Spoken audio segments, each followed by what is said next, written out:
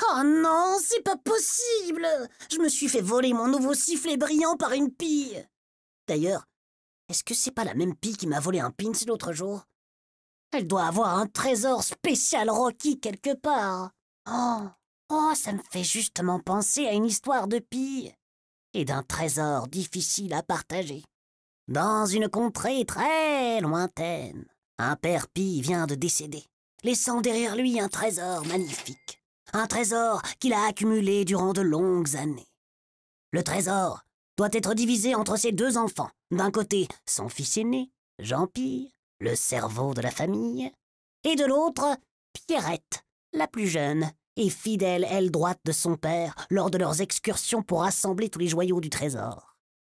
Malheureusement, les deux enfants Pie n'arrivent pas à se mettre d'accord sur la façon de partager ces richesses.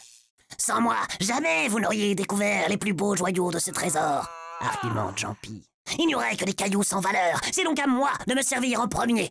Mais Pierrette, torse bombé, ne se laisse pas faire. « Et même si ce n'était que des cailloux tout pourris, c'est moi qui ai tout ramené avec papa. Tu n'as même pas bougé une plume pour ce trésor !»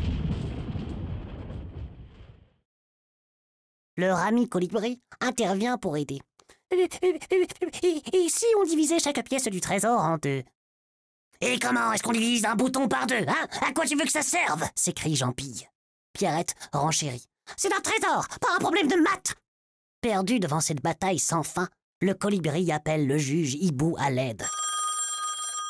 Connu pour ses sages décisions.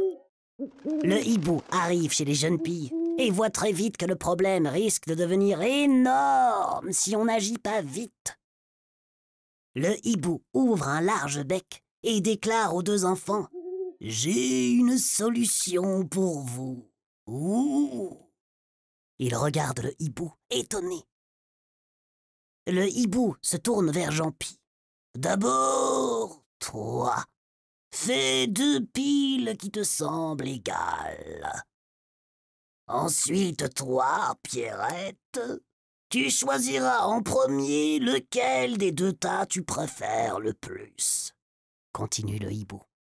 Calmés, les deux enfants suivent les indications du hibou.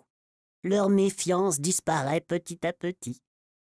Chacun prend sa part et, grand soulagement, la dispute s'évapore. Chacun est satisfait de son choix. Entre le frère et la sœur, plus de nuages, ils ont le cœur léger. Et que l'amour fraternel dure longtemps. Et toi, comment aurais-tu fait pour que Jean-Pie et Pierrette trouvent ça juste? Aurais-tu fait la même chose?